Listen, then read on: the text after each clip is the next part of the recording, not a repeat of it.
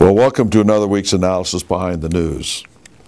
Talk about a few things this week that I've talked about before, but just to kind of reiterate, remind, and even inform the new viewers that we've received over the last several weeks.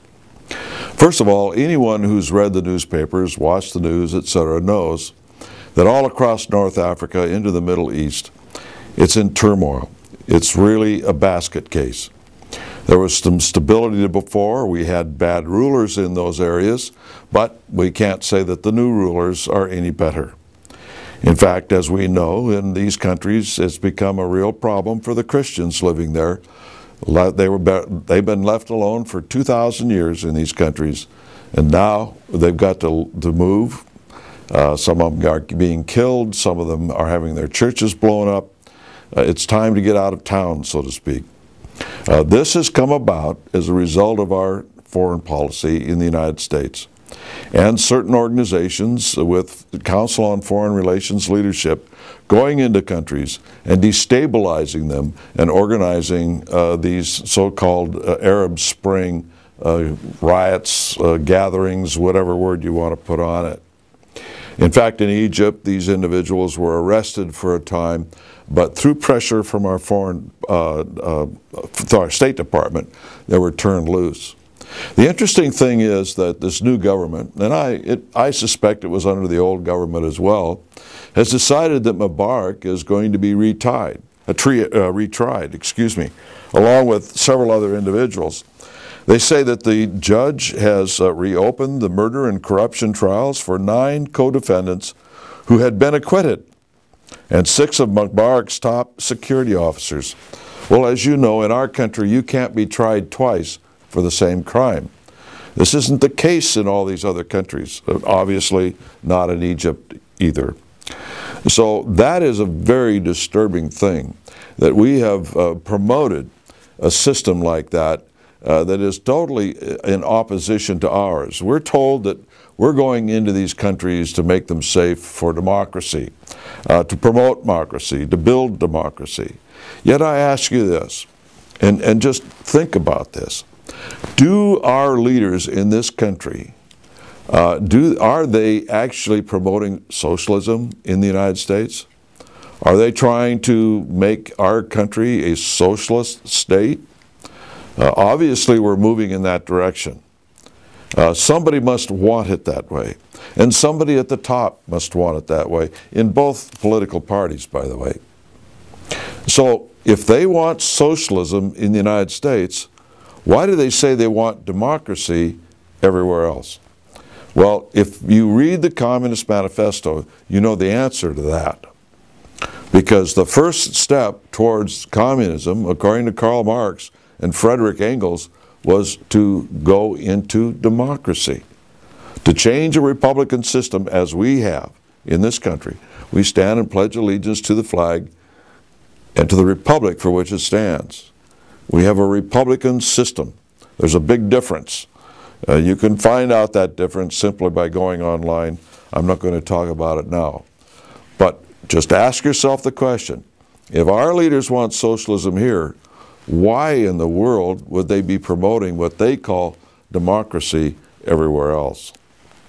Another thing is they want to have security abroad.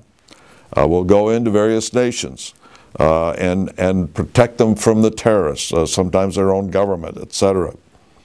And we will maintain security of those borders, such as Iraq and that sort of thing, and Afghanistan. Well, if that's the case, if that's really what they want to do, then why aren't they doing it at home? Why aren't they securing our borders? The answer is they don't want to. They want to mess around over there, changing the systems towards a new world order, a world parliament that somebody is going to rule. Moscow thinks it's going to rule it, Beijing thinks it's going to rule it, and Washington, D.C. thinks it's going to rule it. But they all are moving towards that common goal of a new world order. Gorbachev said so, and within a year of him advocating it on the soil of the United States, President H.W. Bush made it an official part of the foreign policy of the United States, the New World Order. I believe it was August, if I remember the month, of 1991. You can look it up. Maybe if enough of you comment about it, I'll actually show you the document again. But at any rate, all I'm saying is that we're in a real mess overseas because they say we want this here and that there. Relative to our borders, they don't want borders between the United States and Canada and the United States and Mexico, as witnessed by the so-called North American Union, where they want to merge the three nations and have free access between these countries in goods, services, etc., including jobs. People can come and go as they please. Towards that end, we see that Obama now is going to be promoting giving the citizenship to 11 million illegal immigrants. Now, why would we want to do that? I guess Obama doesn't have enough votes yet for the liberals in Washington, D.C. They need another 11 million. Now, they may be a little sarcastic, but who does anybody think these people are going to vote for? First of all, what is it about illegal that people don't understand? Do you think illegal immigrants are going to be really good citizens that are going to understand the Constitution, the law, and obey it, and force our own government to obey the law if they are illegal and have come from illegal status? Yeah, maybe a small minority, but not the vast majority of these people. This is a very dangerous thing. And they make it sound as though we're so heartless. We are opposed to the poor and the downtrodden and this poor mother and her children and on and on and on and on, because they want those votes. They want more votes. There aren't enough people on food stamps yet, I guess, to vote in the same people that keep voting for all these benefits. At some point, this country is going to implode if we don't get rid of a lot of this baggage, if you will. The things that we put people on the dole with, like food stamps. Now even college students can get food stamps. I had to work my way when I went to college. I paid my own tuition. There were no such things as student loans and food stamps and everything. I just met a man this week who has 2 homes. He rents the home next to him, and it's an upper middle class area. The 2 people that live in the home that he rents are PhDs. They don't work. They found how to use the system to their advantage.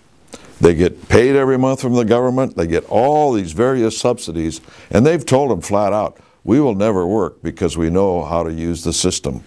PhDs.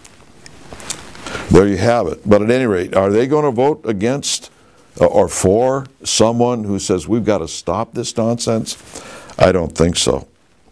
Another thing that I noticed that is involved in this illegal immigration is immigration in general, where we are bringing a lot of refugees into the United States from all of these various countries.